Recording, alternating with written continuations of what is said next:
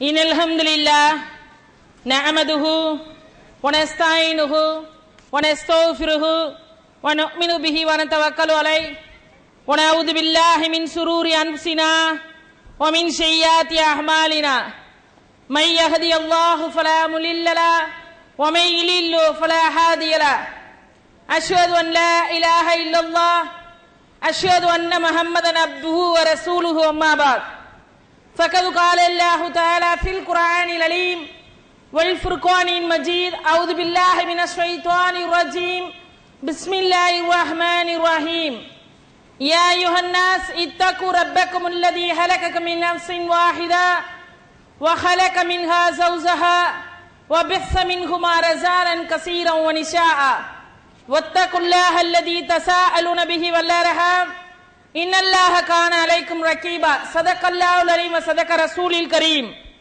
يا أيها الذين آمنوا قولوا قولا سديدا ويصلح لكم أعمالكم ويغفر لكم ذنوبكم ومن يطيع الله فقد فاز فوزا عظيما அல்லாஹ்வின் நல்லடியார்களே, எம்பெருமான் நபிகள் நாயகம் ஸல்லல்லாஹு அலைஹி வஸல்லம் அவர்களையும் அவர்களை பின்பற்றிய சத்திய சஹாபாக்கள் மீதும் மூமினான ஆண் பெண் உங்கள் மீதும் என் மீதும் அல்லாஹ்வுடைய வற்றாத பெரும் கருணை சாந்தியும் சமாதானமும் என்றென்றும் லோற்றுமாக என்று கூறியவராக உங்களுடைய மத்தியிலே என்னுடைய உரையை ஆரம்பம் செய்கிறேன். அல்ஹம்துலில்லாஹ். அல்லாஹ் சுப்ஹானஹு வ தஆலாவுக்கு வாழும் போதே நன்றி செலுத்தக்கூடிய நல்லடியார்களாக அல்லாஹ் உங்களையும் என்னையும் ஆக்கியருள்வானாக. ஆமீன். அல்ஹம்துலில்லாஹ். அல்லாஹ்வுடைய மாபெரும் கருணையினால் இந்த நாளிலே அல்லாஹ்வுடைய மிகப்பெரிய ஒரு உதவியின் மூலமாக அல்லாஹும்ம ஃபக்ஹ்னா ஃபித்தீன், மார்க்கத்தை தெளிவுபடுத்தி அல்லாஹ் நமக்கு காட்டி தராத வரைக்கும் இந்த மார்க்கத்தினுடைய சட்டதிட்டங்களை நானாக இருந்தாலும் நீங்களாக இருந்தாலும் தெரிந்து கொள்ள முடியாது. அந்த அடிப்படையிலே இன்றைய தினத்திலே இந்த நேரத்திலிருந்து இந்த நேரம் வரைக்கும் அல்லாஹ்விடத்தில் ஏற்றுக்கொள்ளப்பட்ட அல்லாஹ் ஒப்புக்கொள்ளப்பட்ட இன்ன தீன இந்தல்லாஹில் இஸ்லாம், அப்படிப்பட்ட இஸ்லாமிய மார்க்கத்தினுடைய சட்டங்களையும் அதனுடைய நுணுக்கங்களையும் எப்படியெல்லாம் அல்லாஹ் நமக்கு தந்திருக்கான் என்பதையும் அதை எப்படி வழி நடத்தினால் நம்மளுடைய மறுமையினுடைய வாழ்க்கை வெற்றி பெறும் என்ற உயர்ந்த நோக்கத்திற்காக மறுமையில் வெற்றி பெறுவதற்கு இதை ஒரு வாய்ப்பாக பயன்படுத்திக் கொள்ளக்கூடிய நன்மக்களாக அல்லாஹ் முதலை நம்மளில் ஆக்கி அருளணும். அல்ஹம்துலில்லாஹ். மார்க்க விஷயங்கள் ஒண்ணுமே தெரியலனாலும் விசாரணை, மறுமையில மார்க்க விஷயத்தை கொஞ்சம் தெரிஞ்சிருந்து நடைமுறை வரலனாலும் விசாரணை. எப்படி இருந்தாலும் சரி, நாம வாழக்கூடிய இந்த பூமியில இந்த பூமி என்பது டெஸ்ட், சோதனைக்குரிய ஒரு களம். அது நீங்க எப்படிப்பட்ட நிலையில இருந்தாலும் சரி, குடும்பமாக வணிகமாக சொந்த பந்தமாக எல்லா விதத்திலையும் நீங்க எடுத்து பார்த்தீங்கன்னா அத்தனையும் இஸ்லாம் சொல்லக்கூடிய அத்தனை கோட்பாடுகளும் உள்ள வரணும். அப்படி நம்ம நம்மளுடைய வாழ்க்கையில வரும்போது தான் நம்ம மறுமையில வெற்றி பெறுவதற்கான வாய்ப்பு இருக்கிறது. அதுவும் இன்ஷா அல்லாஹ் அல்லாஹ் நாடினால் எல்லா சட்டதிட்டங்களையும் ஓரளவு தெரிந்து வைத்திருக்கக்கூடிய நீங்களும் நானும் இன்றைக்கும் சட்டத்தை தெரிந்து அல்லாஹ் சொன்ன விஷயத்தை தெரிந்து தெரியாதவர் போல நடக்கக்கூடிய ஒரே விஷயம் என்னன்னு கேட்டீங்கன்னா திருமணம். அந்த திருமணம் சொல்லுவதை விட ஒப்பந்தம், ஒரு ஆணும் பெண்ணும் செய்யக்கூடிய அந்த ஒப்பந்தம் உள்ள வாழ்க்கையில அல்லாஹ் சொல்லக்கூடிய எந்த விதமான செயலும் அந்த திருமணத்துல இன்றைய திருமணத்துல நம்ம பார்க்க முடியல. இஸ்லாம் கூறும் திருமண வாழ்க்கைன்னு அழகா நோட்டீஸ் போட்டாச்சு. அந்த இஸ்லாம் கூறக்கூடிய திருமண வாழ்க்கை என்பது எனக்கும் உங்களுக்கும் தெரியாது. இஸ்லாம் என்ன எப்படிப்பட்ட திருமணத்தை சொல்லி காட்டுகிறது, எப்படிப்பட்ட திருமணத்தை நாம இதுவரைக்கும் செஞ்சுக்கிட்டு இருக்கோம், எப்படிப்பட்ட திருமணத்தை அல்லாஹ் செய்ய சொல்லுகிறார், திருமண வாழ்க்கையினுடைய உயர்ந்த நோக்கம் என்ன, திருமண வாழ்க்கையின் மூலமாக ஒரு மனிதன் எங்கு வெற்றி அடையலாம், இதுதான் பேசிக் அடிப்படை காரணமே. எனக்கு கொடுத்திருக்கக்கூடிய தலைப்பினுடைய முதல் சாராம்சமே இதுதான். ஆனால் நம்பிக்கை கொண்டவங்களுக்கே தாவா செய்யக்கூடிய ஒரு நிலைமை. நானும் அல்லாஹ் நாடி நம்பிக்கை கொண்டிருக்கேன், நீங்களும் நம்பிக்கை கொண்டிருக்கீங்க, இவங்க தான் வந்து சட்டத்தை பேசணுமா இருக்கு. அப்ப என்ன அர்த்தம்? நம்மளிடத்துல குர்ஆன் நடைமுறையில இல்ல. அல்லாஹ் சொல்லக்கூடிய திருமணம்னா ரொம்ப ரொம்ப ரொம்ப ரொம்ப ரொம்ப எளிமை, எந்த விதமான சிரமம் இல்லாமல் ஒரு திருமணத்தை ஈஸியா நடத்திட்டு போயிடுறான். பந்தல் வேணாம், வரதட்சணை வேணாம், லொட்டுலஸ்க்கு சாமா வேணாம், ஒவ்வொருத்தவனையும் பத்திரிக்கை வச்சு தாங்க வேணாம், வீடு வீடா போயிட்டு வந்து போன் பண்ணி சொல்ல வேணாம், யார விட்டுட்டோன்னு லிஸ்ட்ல டிக் போடாம இருக்கிறவன்னு பதட்ட வேணாம். அல்லாஹ்வுடைய தூதர் காட்டி தந்த வழி திருமணமாக இருந்தால் செலவும் கம்மி, டென்ஷன் அதை விட கம்மி. இன்னும் சொல்ல பாத்தீங்கன்னா குறைவான செலவுல செய்யக்கூடிய திருமணம் ரொம்ப ஈஸி. எல்லாத்துக்குமே 1000 ரூபாய் கையில கொடுத்து சில்லறையா செலவு பண்ணிட்டு கணக்கு எழுதும் போது குழம்பு. 100 ரூபாய் தான் கையில இருக்குன்னா 10 ரூபா தான், 10 ரூபா தான். அந்த 10 ரூபாய் 100 ரூபாய் சேஞ்ச் பண்ணோன்னு என்ன தோணும்? நம்ம வச்சிருந்தது 10 ரூபா தானே, 10 ரூபா தானே, இந்த கடையில 10 ரூபா, அந்த கடையில 10 ரூபா, 20 ரூபா போனா 80 ரூபா மிச்சம் இருக்கு. இப்படி ஒரு அடிப்படைக்கு வந்துருவோம். நிறைய சிரமங்கள் ஏற்படுவதற்கு என்ன காரணம்னா, இன்றைக்கு இஸ்லாம் சொல்லக்கூடிய திருமணம் நம்மளுடைய வாழ்க்கையில, நம்மளுடைய சொந்த பந்தத்துல, நம்ம குடும்பங்கள்ல என்னட்ட உங்கள்கிட்ட இல்ல.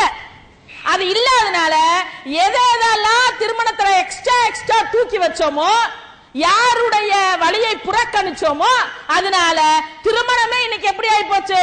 பெரிய மழை போல ஆயிருச்சு. இன்னா லில்லாஹி வ இன்னா இலைஹி ராஜிஊன். எந்த அளவுக்கு? ஃபமன் ரயிப அன் சுன்னதி ஃபலைஸ மின்னி. யார் திருமணத்தை புறக்கணிக்கிறாரோ அவர் என்னுடைய வழியை சார்ந்தவள் இல்ல. அப்ப திருமணத்தை யாரும் புறக்கணிக்கிற? இன்னைக்கு யாருமே புறக்கணிக்கலையே. திருமணங்கள் செய்ய லேட் ஆகுது, பொண்ணு மாப்பிளையும் கன்ஃபார்ம் பண்ண லேட் ஆகுது. குடுக்கல் வாங்கல்ல நேரடியா செஞ்சுக்கிட்டு இருந்தவங்க இப்ப என்னன்னா முதல் போடாத பிசினஸ்ல இறங்கி இருக்கோம். 2 லட்சம் ரூபாயை கொண்டு போய் ஒரு வியாபாரத்துல போட்டு வருமானம் வரலண்டா கவலைப்படுவோம். இன்னைக்கு எப்படின்னு கேட்டீங்கன்னா, ஆம்பளை பிள்ளைய பெத்து வச்சிருந்தா போதும் அல்ஹம்துலில்லாஹ் அப்படின்னு நினைக்கிறாங்க. நான் சொல்ல என்னன்னா, முதல் போடாம டென்ஷன் ஆகாம பெரிய அமௌண்ட் வந்து இந்த ஊர்ல எப்படி இருக்குன்னு எனக்கு தெரியாது. 5னா 5, 50 பொண்ணாகனா 5 லட்சம் ரூபாய், 100 பொண்ணாகனா அல்லாஹ் பெரியவன் 15 லட்சம் ரூபாய், இப்படி வாங்கக்கூடிய ஒரு நிலை. இந்த நிலையை அல்லாஹ் சுப்ஹானஹு தஆலா சொல்லியே காட்டல. எப்படி அல்லாஹ் சொல்லி காட்டுறான்? 4வது அத்தியாயத்தினுடைய 4வது வசனத்தை நீங்கள் எடுத்து பாருங்க. வாத்துன் நிஸா ஸதகாத்தின் நிஹ்லா. மணமுடிக்கும் மணப்பெண்ணுக்கு மகர் தொகையை மனம் உவந்து கொடுத்துரு. யார் டிமாண்ட் பண்ணணும்? கல்யாணம் முடியலையேன்னு உண்மையிலேயே பொண்ண வச்சிருக்க வாப்ப கவலைப்படவே தேவையில்லை. எப்ப இஸ்லாத்தினுடைய சட்டம் நம்மள்ட்ட நடைமுறையில இருந்துச்சுன்னா அவர் கவலைப்பட மாட்டார். யாரு கவலைப்படணும்? மாப்பிள்ளைய வச்சிருக்க வாப்பாவும் உம்மாவும் தான் கவலைப்படணும். என்னாண்டு, என் பிள்ளைக்கு இன்னும் கல்யாணம் ஆவல. வெளிநாடு சென்று வந்தவர்கள் அங்க இருந்தவர்களுக்கு சொன்னால் புரியும், இல்லைன்னா அங்க இருக்க சம்பவம் தெரியும். என்னடா, மாப்பிள்ளை தேங்கி போய் மானியம் கொடுத்து திருமணம் பண்ணக்கூடிய ஒரு நிலை அங்க இருக்கிறது. இங்க எப்படி இருக்கு? கண்ணு எதுக்கவே 30 வயசு 40 வயசு வரைக்கும் திருமணம் ஆகாம இருக்கு. இல்ல 20 வயசு 27 வயசு 30 எட்ட வரைக்கும் திருமணம் ஆகாம இருக்கு. இது யார் மேல தப்பு? ஏன் இப்படி இருக்கிறது? அல்லாஹ் சொல்லக்கூடிய திருமணங்கள் இன்றைய நடைமுறையில இல்ல. திருமணத்துக்கு முன்னாடி ஒரு பெண் பார்க்கிற படலோன்னு வச்சிருக்கோங்களேன், அதுல கூட சில சட்ட நுணுக்கத்தை அல்லாஹ் சொல்றான். அல்லாஹ் உண்மையிலேயே பெண்களுக்கு கொடுக்கக்கூடிய அங்கீகாரமும் அல்லாஹ் ஏற்படுத்தி இருக்கக்கூடிய சட்டமும் மனிதனுக்கு முக்காலத்துக்கும் பொருந்தும். எந்த அளவுக்கு அப்படின்னு கேட்டீங்கன்னா, இவ்வளவு பெரிய விஷயமா இருக்கு. அல்லாஹ் இவ்வளவு பெரிய விஷயமா குர்ஆன்ல சொல்லி இருக்கான். 2வது அத்தியாயத்தினுடைய 236வது வசனத்தை இப்ப இல்ல பிறகு போய் நீங்க வீட்டுல எடுத்து பாரு. பொண்ணு இந்த இடத்துல இருக்குன்னு மாப்பிள்ள வீட்டாருக்கு தகவல் தெரிஞ்சு பொண்ணை பார்க்க போறார். இது நியாயமா எல்லார்ட்டையும் இருக்கிற ஒரு அளவுகோல். பார்த்துட்டு பொண்ணு ஓகே, பிறகு நாங்க பேசுறோம், பிறகு நாங்க பூ வைக்கிறோம் அப்படின்ட்டு வந்துட்டு பொண்ணு எங்களுக்கு பிடிக்கலன்னு சொன்னா, நான் சொல்லல, அல்லாஹ் சொல்றான், வசதிக்கு ஏற்ப பணக்காரனா இருந்தா கூட இல்ல இல்லாதவனா இருந்தா கூட ஒரு அன்பளிப்ப கொடுத்துரு அந்த பிள்ளைக்கு அப்படிங்கிற அல்லாஹ். நீ கன்ஃபார்மே பண்ணி அந்த பொண்ணு மகர் கேட்டு அதுக்கப்புறம் ஏதோ ஒரு காரணத்தை சொல்லி அப்பொண்ணை நீ புறக்கணித்தால், நான் சொல்லல, அல்லாஹ் சொல்றான். 236 237 எடுத்து பாருங்க இன்ஷா அல்லாஹ். எப்படி சொல்றான் அல்லாஹ்? நீ மகர் நிர்ணயிச்சதில் பாதி அந்த பொண்ணுக்கு நீ கொடுத்துறணும். அல்லாஹு அக்பர். எல்லா சட்டமும் பாருங்களேன் மனிதனால் பின்பற்றக்கூடியதா இருக்கும். அப்படி இன்னைக்கு இருக்கா திருமணங்கள் அப்படி இருக்கிற மாதிரி ஒரு சூழ்நிலை இருக்கா? என்னன்னே தெரியல. கண்ணெதுக்க ஒருத்தன் சண்டை போட்டா இவன் வாய் பேசுனா அதனால இவனை குத்துனா அப்படின்னு சொல்லி எதுக்க நின்று சாட்சி சொல்லி அந்த தீமையை விலக்கி விட பாக்குறீங்க. அது ஒன்னோட முடிஞ்சு போயிடும். நீ இந்த தெரு பக்கம் போ, நீ இந்த தெரு பக்கம் போன்னு சொல்லி அனுப்பிச்சிடலாம். இந்த வரதட்சணைன்னு சொல்லக்கூடிய இந்த பெரிய அகோரமான ஒரு செயல் ஒன்னு அல்ல. உங்க பார்வைக்கும் என் பார்வைக்கும் வரதட்சணை வாங்கியாச்சு, கல்யாணத்தை முடிச்சு கொடுத்தாச்சுன்ற மாதிரி நீங்க நினைக்கிறீங்க. அதுல ஒளிஞ்சிருக்க கூடிய ஒவ்வொரு குற்றத்திற்கும் நானும் நீங்களும் சாட்சி. நவுது பில்லாஹி மின்ஹா. எந்த அளவுக்கு சாட்சி? எல்லா தீமையுமே நான் தப்பிச்சுக்கிறேன், நான் செய்யாம இருக்க, நீங்க அதுல பங்கு இல்லன்னா நம்ம மறுமையில வெற்றி பெற்றுவோம் மட்டும் நினைச்சிடாதீங்க. நவுது பில்லாஹி மின்ஹா. நான் சொல்லல, அல்லாஹ்வுடைய தூதர் சொல்லி காட்டுறாங்க. சஹீஹ் முஸ்லிம்ல ஒரு ஹதீஸ் பதிவு செய்யப்பட்டுள்ளது. நாளை மறுமையில் அல்லாஹ்விடத்தில் ஒரு மனிதன் வருவான். அவனுக்கு ஏத்த பதிவேடு எடுத்து கொண்டு வரப்படும். ஃபீ உலிகிக கிதாபி. அவனுடைய கழுத்துல தொங்க விடப்பட்டிருக்கும். அல்லாஹு அக்பர். அல்லாஹ்வுக்கும் மனிதனுக்கும் உள்ள வித்தியாசத்தை மறுமையினுடைய வசனங்களை வைத்துத்தான் நம்ம என்ன செய்யணும்? விளங்கிக் கொள்ளணும். அல்லாஹு அக்பர். அவனிடத்தில் அவனுடைய பதிவேடு எடுக்கப்படும், வாசிக்கப்படும். இவன் செய்யாத அத்தனை குற்றமும் அதில் இருக்கும். இவன் செய்யாத அத்தனை குற்றமும் அதுல இருக்கும். பொய் சொன்னது, புறம் சொன்னது, அவரு சொன்னது, தண்ணி அடிச்சது, விபச்சாரம் செஞ்சது, அல்லாஹ் அல்லாஹ் அல்லாஹ் ஒன்னு ரெண்டு இல்ல, அத்தனையும் இருக்கும். அலறுவான், துடிப்பான். யாரப்போ இந்த குற்றம் நான் செய்யவில்லை என்று சாட்சி சொல்லுவான். எப்படி இருக்கும்? குற்றமே செய்யாத ஒருத்தவன நீ குற்றம் என்று சொல்லக்கூடிய நிலை வருது மறுமையிலன்னா ஈஸி கிடையாது. மறுமையை தாண்டி போறது கேட் ஒண்ணு வச்சிருக்கல அல்லாஹ். போறவங்க எல்லாம் திறந்து சொர்க்கத்துக்குள்ள போறதுக்கு. அல்லாஹு அக்பர். கைத்துண்டினுடைய அளவு தான் அல்லாஹ்வுடைய தூதர் சொர்க்கத்தில இடம் கேட்டார்கள். அப்ப இது எவ்வளவு பெரிய விஷயமா இருக்கணும் சற்று நினைவு கூறணும் நீங்களும் நானும். ஒரு குற்றமும் செய்யல, அல்லாஹ்வுக்கு பிடிக்காத செயல் செஞ்சவனுடைய அத்தனை செயலும் இவர் செஞ்சதாக அந்த பதிவேட்டில் இருக்கிறது. அல்லாஹு அக்பர். நபிகள் நாயகம் ஸல்லல்லாஹு அலைஹி வஸல்லம் எப்படி விளக்கம் கொடுக்கறாங்க பாரு. இவர மாதிரி ஒரு விஐபி யாருமே கிடையாது. இப்ப இல்ல, நீங்க மரணிச்சு நான் மரணிச்சு என்னுடைய சங்கதிகள் வளர்ந்து வந்தாலும் கோடீஸ்வரன் அப்படின்னு சொல்ற விஐபி இல்ல.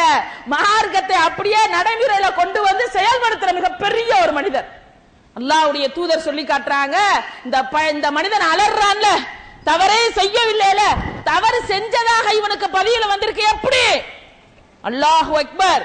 இந்த மனிதர் ஒருத்தவன் திருடும் போது பார்த்தான், ஒருத்தவன் பொய் சொல்லும் போது கேட்டான், ஒரு திருமணம் வரச்சனையோட நடக்கும் போது அப்படி நாசுக்கா போய் நின்றுட்டு வந்துட்டான், ஒரு விபச்சாரம் செஞ்சவன பார்த்தான், தடுக்காம வந்துட்டான்.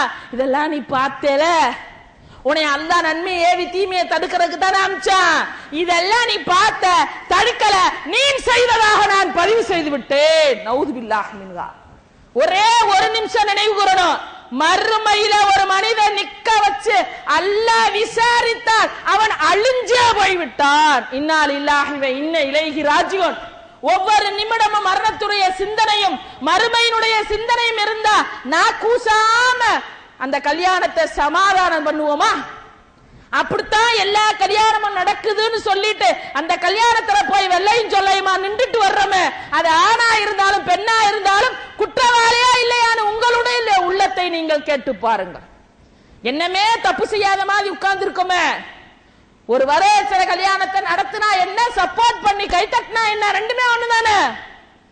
ஒரு புள்ள தற்கொலை செய்யறதுக்கு நீங்களும் நானும் காரணம்.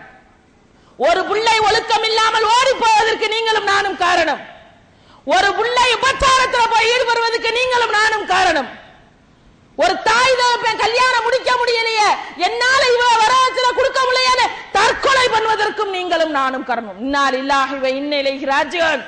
எந்த தீமை செய்யாத போல உட்கார்ந்து இருக்கிறோம். அப்ப நம்ம பார்வையில நம்ம சொந்தத்துல கல்யாணம் ஆனா போச்சு, அது எப்படி நடத்தினாலும் சரி, நபி வழி சுன்னாவா இருக்கா இல்லையா, இத்தனையும் செய்யும் போது அன்னிக்கா உமன் சுன்னத்து வாய் கூசாம ரசூல் ஸல்லல்லாஹு அலைஹி வஸல்லுடைய வழிமுறையில நடக்குதுன்னு சொல்லி சாட்சி சொல்லி அத்தனைக்கும் பக்கத்துல நம்ம நிக்கிறோமே, குற்றவாளி இல்லையா?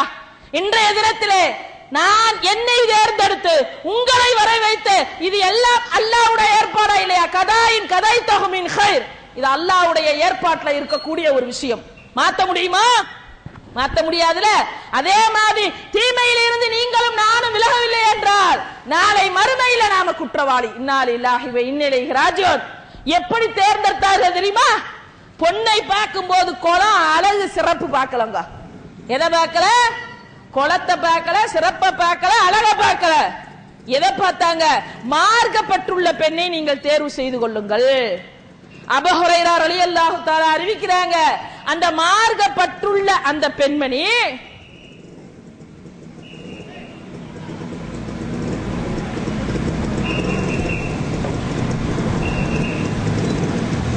மார்க்கப்பட்டுள்ள அந்த பெண்மணி எவ்வளவு பெரிய நன்மைக்கு மறுமையில வழிவகுக்கும். அல்லாஹ்வுடைய தூதருடைய சொல்ல பாருங்க, உங்களில் ஒருவருடைய உள்ளம் அல்லாஹ்வை நினைவு கூறட்டும். ஒண்ணு மிகப்பெரிய ஒரு விஷயம், உங்களுடைய நாவு அல்லாஹ்வை நினைவு கூறட்டும். நீங்கள் தேர்ந்தெடுக்கக்கூடிய மனைவியே மறுமை சிந்தனையோடு உங்களுக்கு ஒத்துழைத்து உங்களோடு இருக்கட்டும். சுப்ஹானல்லாஹ். ஏன் மார்க்கத்தை அந்த இடத்துல சொல்றாங்கன்னா, மார்க்கம் இல்லாத நீங்கள் பெண்ணை நீங்கள் தேர்வு செய்தால் அது உண்மையிலே குடும்ப வாழ்க்கைக்கு மறுமை வாழ்க்கைக்கு சட்டாவது, ஒத்து வராது. உதாரணத்துக்கு வச்சுக்கோங்க, அதிகமான அழகு இருக்கு, பெருமையில கொண்டு போய் முடிஞ்சிடும். அதிகமான வசதி இருக்கு, தடுமாறிடும் அவருடைய வாழ்க்கை. நவுதுபில்லாஹ் மின்ஹா. எல்லாத்தையும் சொல்லவில்லை. ஏன் எல்லாத்தையும் சொல்லிட்டு குலம் கோத்திரம் அழகு எல்லாத்தையும் சொல்லிட்டு ஒரு முற்றுப்புள்ளையை ரசூல் ஸல்லல்லாஹு அலைஹி வஸல்லம் அவர்கள் மார்க்கம் என்று சொல்றாங்கன்னா, அந்த மார்க்கம் தான் பிரகாசிக்கும். வாழும் போது சகிப்புத்தன்மை வரும், விட்டு கொடுக்கலான்ற எண்ணம் வரும். அப்பதான் கணவன் மனைவிக்குள்ள இருக்கக்கூடிய அத்தாட்சியை நீங்களும் நானும் உணர்ந்து கொள்ளுவோம். கணவன் மனைவி இவங்களுக்கு இவங்க தான் நாடி இருக்கான்னு எப்ப சொல்லுவோம்? திருமணம்லாம் முடிச்சோன்னு சொல்லுவோம். நம்ம அல்லாஹ் சொல்றான், வமின் ஆயாத்தியும் அன் ஹலக்கலக்கும் அன்ஃபுசிக்கும், உங்களுக்காகவே உங்கள்ல இருந்து நான் படைத்தேன். எப்படி சொல்றான் பாருங்க அல்லாஹ். 30வது அத்தியாயத்தினுடைய 21வது வசனத்தை பாருங்க, எப்படி சொல்றான்? வமின் ஆயாத்திஹி அன் ஹலக்கலக்கும் அன்ஃபுசக்கும், உங்கள்ல இருந்து உங்களுக்காக நாம் படைத்தோம். எதுக்கு? அஜ்வாஸன் லிதஸ்குனு இலைஹா, நீங்கள் அமைதி வருவதற்கு. சுப்ஹானல்லாஹ். எந்த அளவுக்கு? வஜல பைனலக்கும் வத்தத ரஹ்மா, ரஹ்மானுடைய அத்தாட்சிடா அல்லாஹ் சொல்றான். அல்லாஹ் சுப்ஹானஹு தஆலா ஏன் இந்த அத்தாட்சியை இன்ன ஃபீ ஸாலிக ஆயாத்தி லிகௌமில் யதஃபக்கரூன், நீங்க விளங்கிக்கிட்டீங்கன்னு வச்சுக்கோங்க, இது மாதிரி ஒரு அத்தாட்சியை நீங்க பார்க்க முடியாது. சுப்ஹானல்லாஹ். ஏன்? இவங்க ரெண்டு பேருடைய வளர்ப்பு வேறு, குணாதிசயம் வேறு. ஒயிட் கலர் வீட்டுக்காருக்கு பிடிச்ச மனைவிக்கு ஒயிட் பிடிக்காது. இவ ஒரு பண்டம் சாப்பிடுவா, அந்த மனிதர் ஒரு பண்டம் சாப்பிடுவார். இவங்களுடைய வளர்ப்பு முறை வேற மாதிரி இருக்கும், அவங்களுடைய வளர்ப்பு முறை வேற மாதிரி இருக்கும். ஊருக்கு ஊர் சாப்பாடு வேறுபடும், ஊருக்கு ஊர் பேசக்கூடிய மொழி வேறுபடும். வாங்க அப்படிங்குவாங்க, இந்த ஊர்ல எல்லாம் வந்துட்டீங்களான்னு ஒரு இழுப்பாங்க, பாத்திருக்கீங்களா? எல்லாத்துலயும் ஒரு வித்தியாசம். சரியா? அப்ப எப்படி ஒத்து போகுது? எப்படி குடும்ப வாழ்க்கை இன்பேலன்ஸ் ஆகுது? அல்லாஹ்வுடைய சான்று. சுப்ஹானல்லாஹ். அதுக்கு தான் அல்லாஹ் சொல்றான், உன்கிட்ட இருந்து தான்டா நான் படைச்சேன், உங்களுக்கு நிம்மதியா உன்னிலிருந்து உன் மனைவியை நான் படைத்தேன். இப்படி அத்தாட்சின்னு சொல்லக்கூடிய நிம்மதி அளிக்கக்கூடிய, நம்ம வீட்டுல எல்லாம் நிம்மதியே இல்லைன்னு நினைக்க கூடாது. குர்ஆன் ஹதீஸ் இருந்தா தான் நிம்மதி இருக்கும். சரியா? பயான கேட்டு போட்டு ஏன் வீட்டுல நிம்மதி இல்லையே நீங்க போய் சிந்திச்சிட கூடாது. எங்க குர்ஆனும் ஹதீஸும் நடைமுறையில இல்லையோ அந்த வீட்டுல நிம்மதி வராது. எந்த குடும்பங்கள்ல அல்லாஹ்வுடைய சட்டம் நடைமுறையில இல்லையோ அந்த குடும்ப வாழ்க்கை இன்பமா இருக்காது, துன்பமாக மாறிவிடும். அப்ப துன்பமாக மாறுதுன்னா ரசூல் ஸல்லல்லாஹு அலைஹி வஸல்லம் எப்படி அவங்களுடைய வாழ்க்கையை அமைத்துக் கொண்டார்கள்? இப்ப உதாரணத்துக்கு அல்லாஹ்வுடைய தூதர் சொல்றாங்க, அய்யுஹன்னா ஸஹப்ப இலைஹி, எப்படி கேக்குறாங்க? உங்களுக்கு ரொம்ப விருப்பமானவங்க யார்? எப்படி கேக்குறாங்க? ரசூல் ஸல்லல்லாஹு அலைஹி வஸல்லம் அவரிடத்துல உங்களுக்கு ரொம்ப விருப்பமானவங்க யார்? நம்மள்ட்ட கேட்டா என்ன செய்வோம்? இந்த பக்கம் புள்ள இருக்கும், இந்த பக்கம் ஆம்பளை புள்ள இருக்கும், அம்மாவும் இருக்கும், மனைவியும் இருக்கும்.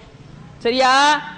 நாம டப்புன்னு எங்க அம்மா தான் பிடிக்குன்றோம். உங்களை தான் சொல்றேன், என்னையத்தான் வச்சுக்கோங்களேன். ரசூல் ஸல்லல்லாஹு எப்படி அதை டெக்னிக்கா எடுத்துட்டு போனாங்க? 2 அணிங்க, 11 மனைவி, 2 பேர் மரணிச்சிட்டாங்க. அதுக்கடுத்து 9 பேர் 9 பேரோட வாழ்க்கைப்படுறாங்க. அங்க 2 அணி சண்டைக்கு சொல்லல, அப்படி ஒரு 2 அணியும் பிரிஞ்சு அவ்வளவு முகபத்தா இருப்பாங்க. இவங்களை கேட்டா இவங்க குறை சொல்ல மாட்டாங்க, இவங்களை கேட்டா இவங்க குறை சொல்ல மாட்டாங்க. ஆனா ரசூல் ஸல்லல்லாஹு அலைஹி சொல்றாங்க, ஆயிஷா உங்களுக்கு யார ரொம்ப பிடிக்கும், நீங்க அகப இலகி ரொம்ப விரும்புறது யாரு? ஆயிஷாவை. அப்புறம் அடுத்தது ஆயிஷாவுடைய தந்தை அபூபக்கர் சித்திக் ரலியல்லாஹு தஆலா. அப்புறம் யார நீங்க விரும்புறீங்க? அப்புறம் உமர் ரலியல்லாஹு தஆலாவை. இத வீட்டுக்குள்ள ஒரு மனைவிய, நம்ம வாழ்ந்துகிட்டு இருக்க மனைவிய ஏன் பொண்டாட்டி தான் பிடிக்கும்னு இன்னைக்கு சொல்ல முடியாது. வெளியில வந்து பொண்டாட்டியை தான் விட்டு போட்டு மத்தால சொல்ல முடியாது. ஒன்ன மனைவியில தேர்ந்தெடுத்து 2 பேரை கலீஃபா ரசூல் ஸல்லல்லாஹு அலைஹி வஸல்லம் தேர்ந்தெடுத்தாங்க. சண்டை வந்துச்சா? பிரச்சனை வந்துச்சா? ஆயிஷா ரலியல்லாஹு தஆலா மட்டும் சொல்றீங்களே, மத்த மனைவி சண்டைக்கு போனாங்களா? போக மாட்டாங்க. ஏன் போகல? அல்லாஹ் நேசிக்கணும் அவங்க உள்ளத்துல போட்டான். அதனால ரசூல் ஸல்லல்லாஹு அலைஹி வஸல்லம் சொல்றாங்க, இங்க இல்லைன்னா மறுமையில கிடைக்கும். இது எப்ப வரும் இந்த சிந்தனை? மார்க்கப்பட்டுள்ள பெண்ணிடத்துல தான் நீங்க இதை தேட முடியும். ஒரா வாஞ்சனையில இருக்கவங்கள்ட்ட தேட முடியாது. அப்படி தேடினீங்கன்னு வச்சுக்கோங்களேன், பெரிய பெரிய விபரீதம் வரும். டீ குடிக்க போறோம், லைட் இனிப்பு ஒருத்தவங்க குடிப்பாங்க, சுகர் இருந்தா சுத்தமா இனிப்பு இல்ல, ஒருத்தவங்க கொஞ்சம் நிறைய போட்டு குடிப்பாங்க. யதார்த்தமா நம்மளுடைய நடைமுறையில உள்ள வாழ்க்கை. டீஸ்பூன்ல சக்கரை பத்தலன்னு ஒரு டீஸ்பூன் போட்டு கலக்கி குடிக்கிறோம்ல, நம்ம தேவைப்பட்டா அந்த ஸ்பூனை கழுவுனா சளி பிடிச்சுக்கும். கேள்விப்பட்டிருக்கீங்களா எங்கேயாவது? டீஸ்பூனை கழுவுனா சளி பிடிச்சுக்கும்னு ஒரு பெண் சொல்றதா இருந்தால், இந்த பெண்ணிடத்துல நீங்கள் மார்க்கப்பட்ட எதிர்பார்க்க முடியுமா? அல்லாஹ்வுடைய தூதருடைய மனைவிமார்கள் திருமணம் முடிச்ச அன்றைய நாள் திருகையில மாவரைச்சு நாங்க குழம்பு செஞ்சு நாங்கள் வந்து என்னது ரோட்டியை சுட்டெடுத்து நாங்கள் சாப்பிட்டு இருக்கிறோம். என்னைக்கு? திருமணம் முடிச்ச அன்னைக்கு புது பொண்ணு புது மாப்பிள்ளைக்கு வேலை நடக்குது. யாரு செய்யறா? உட்கார வச்சுக்கிட்டு செய்வாங்கல்ல, அப்படி இல்ல. அந்த கணவர் இருக்கிறாரு, திருமணம் முடிச்சுட்டு வந்த மனைவியா பாக்குறாங்க. இது எங்க நடக்கும்? நம்ம குடும்பங்கள் அல்ல, ரசூல் ஸல்லல்லாஹு அலைஹி வஸல்லம் அவருடைய குடும்பங்கள். கணவனும் மனைவியும் அத்தாட்சின்னு சொல்லக்கூடிய விஷயத்தை இன்னைக்கு நீங்கள் பார்க்க முடியாது. ஏன் பார்க்க முடியாது? நீங்களும் 4 ஹதீஸ கொண்டு போய் சேர்க்கணும். அவர்களும் தங்களுக்கு இருக்கக்கூடிய எல்லா வேலைகளுக்கும் மத்தியிலும் ஒரு அரை மணி நேரம் மார்க்கத்துக்காக செலவு பண்ணி குர்ஆனுடைய சட்டத்தை தெரிஞ்சாதான் நீங்க பகிர்ந்து கொள்ளவும் முடியும், அந்நியோன்யமான வாழ்க்கையும் வாழ முடியும். அல்லாஹ்வுடைய தூதர் அல்லாஹ் சுப்ஹானஹு வ தஆலா ஒரு எச்சரிக்கை செய்றான். எப்படி எச்சரிக்கை? அதாவது தங்கம் வெள்ளியை நீங்கள் சேர்க்க வேண்டாம் என்று ஒரு எச்சரிக்கை. உடனே உமர் ரலியல்லாஹு தஆலா குதிரை எடுத்துக்கிட்டு, ஏன் சேர்க்க வேணாம்னு சொன்னாங்க, நான் போய் பார்த்துட்டு வந்துடுறேன். உடனே சஃப்வான் ரலியல்லாஹு தஆலாவும் கூட ஏறி உட்கார்ந்துட்டு, அந்த நோக்கத்தை நானும் தெரிஞ்சுக்கிட்டு வந்துடுறேன். போய் அங்க போய் நேரடியா ரசூல் ஸல்லல்லாஹு அலைஹி வஸல்லம் கேக்குறாங்க, ஏன் நீங்க தெரிஞ்சு ஏன் சேர்க்க வேணாண்டீங்க, ஏன் தங்கத்தை வேணாண்டீங்க, ஏன் வெள்ளிய வேணாண்டீங்க, ஏன் தங்கம் வெளியே சேர்க்கறத வேணான்னு சொல்லிட்டு வேற என்ன எங்களை சேர்க்க சொன்னீங்க? அல்லாஹ்வுக்கு நினைவு கூற உள்ளமா உன்னைய மாத்து, உன்னுடைய வாயை நாவை அல்லாஹ்வை புகழ்றதா மாத்து. இப்படி சொல்லி ரசூல் ஸல்லல்லாஹு அலைஹி வஸல்லம் அவர்கள் அறிவிச்சாங்க. என்ன காரணம்? அமானிதமான கொடுக்கப்பட்ட மனைவி நாளை மறுமையில் விசாரிக்கப்படுவார்கள். உங்களில் சிறந்தவர் யார்? தொழுகிறவரா, நோன்பு வைக்கிறவரா, ஹஜ் செஞ்சவரா, உம்ரா போனவரா? இப்படி ஒவ்வொன்றுக்கும் ஒவ்வொரு சிறப்பம்சம் இருக்குமா இல்லையா? ஆனால் அல்லாஹ்வுடைய தூதர் ஒரு இடத்துல சொல்லி காட்டுறாங்க, எப்படி தொழுகை நோன்பு என்னன்னுக்கு சிறப்பம்சம் இருக்கிறதோ அதே போல உங்களுடைய மனைவியிடத்தில் யார் நல்ல கணவர் என்று சர்டிபிகேட் வாங்குறாரோ, அந்த வார்த்தையை யார் சொல்லுகிறாரோ அவர்தான் மறுமையில் சிறந்தவர். சுப்ஹானல்லாஹ். அவங்க அவங்களுடைய மனைவியிடத்துல என் கணவர் நல்லவர், என்னை நல்ல விதமாக பார்த்து கொண்டார், என்னிடத்தில் வந்து மென்மையை கடைபிடித்தார், என்னிடத்துல பொது இடங்களை வச்சு என்னை ஏசாம இருந்தார், எனக்குரிய ஹக்கை அவர் கொடுத்தார். எந்த அளவுக்கு கொடுக்கணுமா? நபிகள் நாயகம் ஸல்லல்லாஹு அலைஹி வஸல்லம் அவர்கள், ரசூல் ஸல்லல்லாஹு அலைஹி வஸல்லம் அவர்கள் அல்லாஹ்வுடைய தூதருடைய மனைவிமார்களை பல்லக்குல தான் கூட்டு போவாங்க. ஒட்டகத்துல இன்னைக்கு வச்சிருக்க அந்த கார், இனோவா கார், அந்த கார்லாம் கிடையாது. ஒட்டகம், ஒட்டக கீழே பல்லக்கு, அந்த பல்லக்குல வச்சுட்டு தான் கொண்டு போவாங்க. அப்ப அந்த ஒட்டகம் வந்து ஓட்டி செல்லக்கூடியவர் ரொம்ப வேகமா போறார். எப்படி போறாரு? ஃபாஸ்டா போறார். உடனே ரசூல் ஸல்லல்லாஹு அலைஹி வஸல்லம் பைஹக் நாசம் உண்டாகட்டும், ஒட்டகம் ஓட்டுறவரை பார்த்து சொல்றாருங்க, என்ன சொல்றார்? நாசம் உண்டாகட்டும் அப்படின்றார். அப்ப அவர் பயந்துறார். திரும்பி பார்க்கிறார். யாருசு அவர் பேரை சொல்லி எந்த அளவுக்கு சொல்றாரு? ருவைதக, மெல்ல போப்பா, மெல்ல போ. ஒட்டகத்தினுடைய பல்லக்குல மனைவிமார்கள் இருக்காங்களாம். அந்த மனைவிமார்கள் இருக்கிற நேரத்துல ஒரு மனிதர் ஒட்டகத்தை வேகமாக ஓகும்போது பைஹக்க, உனக்கு நாசம் உண்டாகட்டும், ஏன் இப்படி போற? ருவைதக, பொறுமையா போ, மெதுவா போ. ஏன்? பில் கவாரீர, அதாவது கண்ணாடி குடுவைகள் என்னுடைய மனைவிகள். சுபஹான் அல்லாஹ். எப்படி சொன்னாங்க? கண்ணாடி குடுவை. நீ ஓடுற ஓட்டத்துல கண்ணாடி குடுவை உடைஞ்சிரும் போல இருக்க. சுபஹான் அல்லாஹ். ஒரு பெண்ணுக்கு அல்லாஹ் கொடுக்கக்கூடிய கண்ணியத்தை பாருங்க. அந்த பெண்களை எல்லாத்தையும் அப்படி பிறக்கிற அல்லாஹ்வுடைய அல்ஹம்துலில்லாஹ் என்று சொல்லக்கூடிய பெண்களை பிறந்துருச்சா, மாஷாஅல்லாஹ், அல்லாஹ் பரக்கத் தருவான். சொல்லக்கூடிய ஒவ்வொரு குழந்தைகளையும் தாயா கொலை செய்யக்கூடிய நிலை இன்னைக்கு நாமளா உருவாக்கப்பட்ட வரதட்சணை. எந்த அளவுக்கு கண்ணாடி குடுவைன்னு சொல்லி ரசூல் ஸல்லல்லாஹு அலைஹி வஸல்லம் வர்ணித்தார்களோ, எந்த அளவுக்கு மனைவியினுடைய விஷயத்துல ரொம்ப கவனமா நடந்தாங்களோ, அப்படிப்பட்ட சிறப்புக்குரிய பெண்களை பிறந்த பிள்ளைய தாயா கொலை செய்யக்கூடிய நிலையை இன்னைக்கு நாம பார்க்கலாம் சில ஊர்கள்ல. ஏன்? நாங்க பிள்ளைய வளர்த்துட்டு நிமிஷம் செத்து செத்து பொழப்போம். இதுக்கு தகுந்த பொருளாதாரத்தை எங்கனால் திரட்ட முடியாது. வசதி உள்ளவங்க கொடுத்துட்டு போயிருவாங்க, இல்லாத குமரெல்லாம் அப்படியே தேங்கி போய் நிக்குது. இப்படிப்பட்ட வரதட்சணையின் வன்கொடுமையை முதல்ல நாம அறுக்கணும், அதை வேற அறுக்கணும். நம்ம குடும்பத்துல நாம தடை செய்யணுங்க. இனி ஊருக்கு செய்வேனா, அப்புறம் அதெல்லாம் முதல்ல வீடு திருந்தணும், அந்த தெருவு திருந்தணும், அந்த ஏரியா திருந்தணும், அப்பதான் ஊரை திருத்த முடியும் இன்ஷா அல்லாஹ். ஆனா இன்னைக்கு சில பேர் வரட்டு பிடிவாதத்துல கூட விட மாட்டேங்கிறாங்க. இந்த மச்சான் நினைச்சா ஒரு பெரிய குடும்பத்துல அவர் தான் தலைன்னு வச்சுக்கோங்க, அவர் நினைச்சா இன்ஷா அல்லாஹ் இந்த வரதட்சணை நிப்பாட்டலாம். ஆனா என்ன செய்வார் தெரியுங்களா? அவர்கிட்ட போய் பேச முடியாது, அவர்கிட்ட சொல்ல முடியாது. அவருக்கு மிஞ்சி நம்ம செய்ய முடியுமான்னு வாங்க. ஆனா அவருக்கும் தெரியும் தப்பு, வாங்க கூடாது, குடுக்க சொல்றான் அல்ல அப்படின்னு தெரிஞ்சு கூட அது எப்படி காலங்காலமா இப்படி நடத்திட்டோம்ல, அடுத்தவன் காசுலயே பொழப்பிட்டு ஓட்டிட்டோம்ல. கல்யாண செலவு ஆகி மிச்சமாது இல்லங்க. வரதட்சணையில வச்சுக்காங்கிற காசு அக்கா தங்கச்சிக்கு பூரா துணி எடுத்து எல்லாம் செஞ்சு வீண் வரையும் செஞ்சு அவிச்சு கொட்டி 3 நாள் இல்ல 7 நாள் மூக்கு முட்டை தின்னு அப்புறமும் மிச்சமாகுதுல. மனிதனுக்கு எப்படிப்பட்ட ஒரு சிந்தனை சைத்தான் ஏற்படுத்தி இருக்கான் பாருங்க. இந்த காசு ஆசை எங்க கொண்டு போய் விடும்? மன்னரைகளை நீங்கள் சந்தித்தாலும் அது அடங்காது. அல்லாஹ் சொல்றான், அதுக்குள்ள போற வரைக்கும் உனக்கு இருக்குன்னா அந்த காசான மறுமையில நமக்கு வரப்போகுது. இதத்தான் பார்க்கிறானே தவிர வாங்குறோம்ல அது தெரியுது. தான் செலவு பண்றக்கூடிய ஒரு நிலை இன்னைக்கு நம்ம இடத்துல வரல. அப்படியே இருந்தாலும் ஒரு சில இடங்கள்ல மாப்பிள ஸ்ட்ராங்கா இருந்தா கூட அம்மா வீக்கா இருப்பாங்க. மாப்பிள ஸ்ட்ராங்கா இருந்தா கூட அம்மா வீக்கா இருப்பாங்க. எப்படி சொல்லி ஏமாத்துறாங்க தெரியுமா? நான் சொல்ற மாதிரி நீ கல்யாணம் பண்ணலனா உம்மாவை நீ பார்க்க முடியாது, உம்மா மண்டைய போட்டுறேங்க. எப்படி மண்டைய தான் போட போகுது? அது நானா இருந்தாலும் சரி, நீங்களா இருந்தாலும் சரி, நான் மண்டைய போட்டுருவேன். சரிங்களா? இன்னொரு இடத்துல எப்படின்னா கைக்கு கொடு, காலுக்கு கொடு, கழுதை கொடு, குதிரை கொடு எல்லாம் கேட்டு வாங்கிட்டு மாப்பிளை கழுத்துக்கும் வாங்கிட்டு அது வரைக்கும் செயினே போட்டிருக்க மாட்டார் மாப்பிளை, அது வரைக்கும் வாட்சிய கட்டி இருக்க மாட்டார், அதுவும் கேட்டு வாங்கிட்டு அப்ப பொண்ணுடைய தாதிமா சொல்லி இருக்கு, ரொம்ப வயசான அம்மா, ஏமா எல்லாமே கேட்டு வாங்குறீங்களே, மாப்பிள்ளை வீட்டுல நீங்க என்ன செய்வீங்க? நாங்க எல்லாம் குறைஞ்சா சண்டை போடுவோம் அப்படின்னாங்களாம். எப்படி சொன்னாங்களா? நாங்க கேட்டு வாங்குறதெல்லாம் வாங்கிருச்சு, நீங்க என்னமா செய்வீங்க பொண்ணுக்குன்னு கேட்டதுக்கு, நீங்க குடுக்கறதுல ஏதாவது குறைஞ்சுன்னு வச்சுக்கோங்க, அதே இடத்துல நின்று நாங்க சண்டை போடுவோம். நவுது பில்லாஹ் மின்ஹா. அப்ப என்ன வருது? திருமணம் சொல்லக்கூடிய ஒரு அழகான ஒப்பந்தம், அந்த ஒப்பந்தம் கூட காசு அடிப்படையில தான் முடிவு செய்யப்படுகிறது. இன்னைக்கு நடைமுறையில இதை நம்ம பார்க்க முடிகிறது. எதுக்க முடியுதா? தப்புன்னு உணர்ந்த இடத்துக்கு நீங்க போகாம இருந்திருக்கீங்களா? நான் போகாம இருந்திருக்கேன்.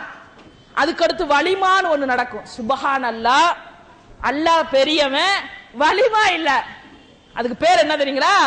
சினிமா ஸ்டார்ல சினிமாவுல பாக்குற மாதிரி மாப்பிள்ளைய ஒரு பக்கம் பொண்ணு ஒரு பக்கம், சரியா? இந்த கிஃப்ட கொண்டு போய் அவங்க கையில கொடுக்கிற மாதிரி. நவுது பில்லாஹ் மின்ஹா. அது வலிமா என்ற அடிப்படையில என் பார்வைக்கு தெரியல. அல்லாஹ் பெரியவன். என்னன்னா நேத்து கல்யாணமான புள்ள இன்னைக்கு வந்து எல்லா ஆம்பளை எல்லாரும் மண்டபத்தை பெருக்கிறவன் குப்பாள்றவன் அவன் இவன் எல்லாம் பாத்துறான். நீ பாக்க ரொம்ப ட்ரை பண்ண வேணாம். அப்படி போட்டா புடிச்சு அப்படி டிவில வெளியே என்ட்ரன்ஸ்ல உள்ள வரும்போது மாப்பிள்ளை போட்டுக்க பைஜாமா ஜிப்பாவும் தெரியுது, பொண்ணு போட்டுக்க ட்ரெஸ்ஸும் தெரியுது. இதுக்கு பேர் வலிமா. உடனே என்ன சொல்லுவோம்? இதுல ஒரு நன்மைல எப்படி நன்மை வரும்? எப்படி அந்த இடத்துல போய் நம்ம நிக்கிறோம்? அதான் புரியல. அல்லாஹ்வையே நம்பக்கூடிய, அல்லாஹ்வுக்காக வாழக்கூடிய ஒவ்வொரு மூமியினுடைய நற்செயல்கள் அல்லாஹ் சேர்த்து வைத்து மறுமையில அவனுக்கு தான் தரப்போகிறான்.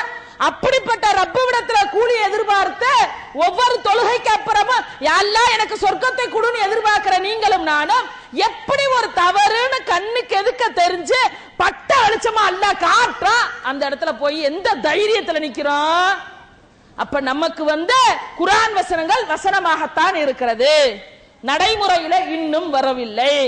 ரசூல் ஸல்லல்லாஹு அலைஹி வஸல்லம் அவர்கள் தங்களுடைய ஒவ்வொரு திருமணத்தின் போது ஒவ்வொரு மனைவிக்கும் பேரம் பேசாம அவங்க கேட்ட 500 திரகத்தை மகராக தந்தார்கள்.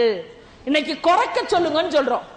பொண்ணு கேட்டா மகர் இவ்வளவு கொடுங்கன்னு கேட்டா குறைக்க சொல்லுங்கன்னு சொல்றோம்.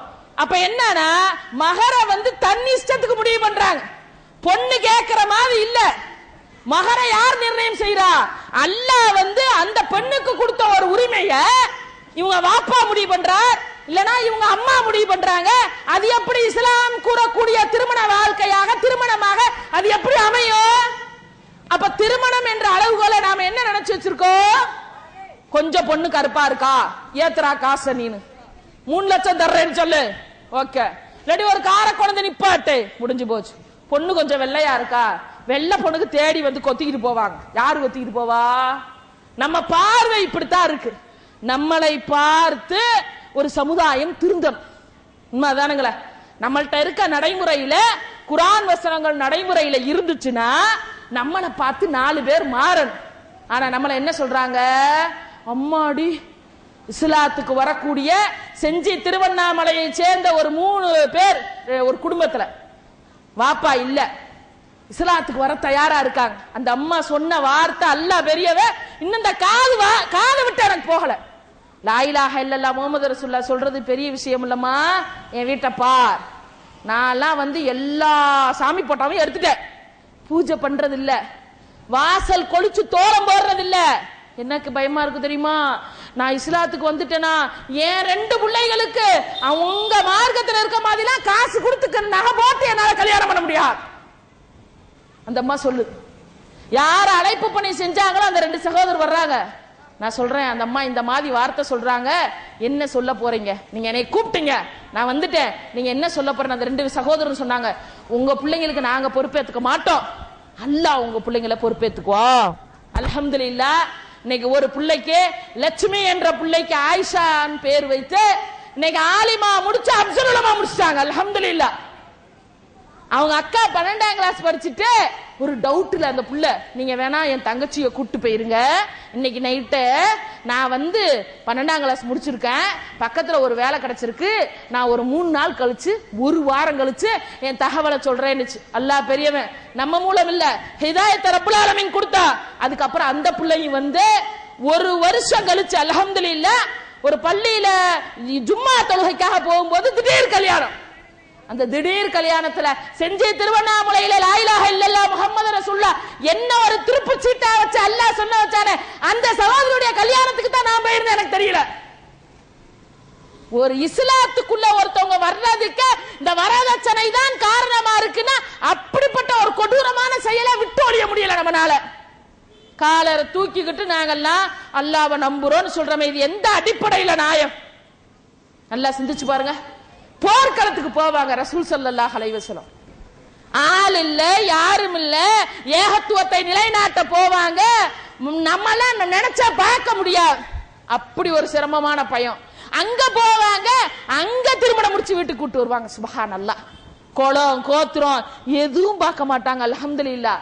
வாழ்வு கொடுக்கணும்ன்ற எண்ணம், வாழ்வு கொடுக்கணும்ன்ற எண்ணம்.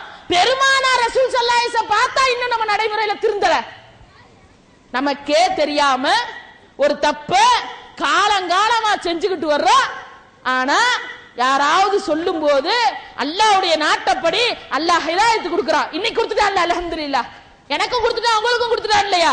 எப்படி வந்து அல்ஹம்துலில்லாஹ் போன வருஷமா அல்லாஹ் எனக்கு நாடி இருந்தான், அல்ஹம்துலில்லாஹ் வரக்கூடிய வருஷமா அல்லாஹ் நாடணும். இப்படி இளையங்குடி வந்து இறங்கும் போது நான் பூரித்து போகக்கூடிய ஒரு விஷயம் அல்ஹம்துலில்லாஹ். உங்கள்ட்ட சொல்றதுல சந்தோஷப்படுறேன். வட்டி தடை செய்யப்பட்ட ஊர், வட்டி தடை செய்யப்பட்ட ஊர். யார் அதற்கான முயற்சி எடுத்தாங்களோ அல்லாஹ் அவர்களுக்கு மறுமையில் அருள் செய்யணும் இன்ஷா அல்லாஹ். அதே மாதிரி நான் அடுத்த முறை வந்து இறங்கும் போது வரதட்சணை தடுக்கப்பட்ட ஊர் அல்ஹம்துலில்லாஹ். அல்லாஹ் அக்பர் சொல்லுங்க. மிகப்பெரிய விஷயம் இது. மறைமுகமா பல பெண்ணினுடைய திருமண வாழ்க்கைக்கு நீங்கள் உதவி செய்கிறீர்கள்.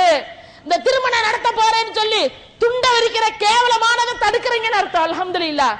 பள்ளியாசல்ல ஜும்மா முடிச்சிட்டு அத்தா எனக்கு 5 பொம்பளை புள்ளத்தா, எப்படி எப்படி ஒருத்தன் பொம்பளை புள்ளைய பெத்து மனப்பூர்வமா நினைச்சு பாருங்க ஒரு சம்பவத்தை. அல்லாஹ் கொடுக்கறான், ஆண் பிள்ளைங்களையும் பெண் பிள்ளைங்களையும் மாறி மாறி கொடுக்கறான். ஒரு பொண்ணை பெத்துட்டேன்னு சொல்லி அந்த பள்ளியாசலுடைய வெளியில நின்று துண்ட விரிச்சு ஒருத்தன் எனக்காக என் பிள்ளைக்காக நீங்க காசு போடுங்கன்ற மாதிரி ஒரு அமல நிலை ஏதாவது இருக்கா? அப்படி ஆக்கிருக்கோம் நம்ம 2 பேரும் சேர்ந்து. ஒருத்தனுடைய இஜ்ஜத்திலையும் ஒருத்தனுடைய தனி மரியாதையிலும் சுயமரியாதையிலும் கை வச்சிருக்கோம். நவுது பில்லாஹி மின்ஹா.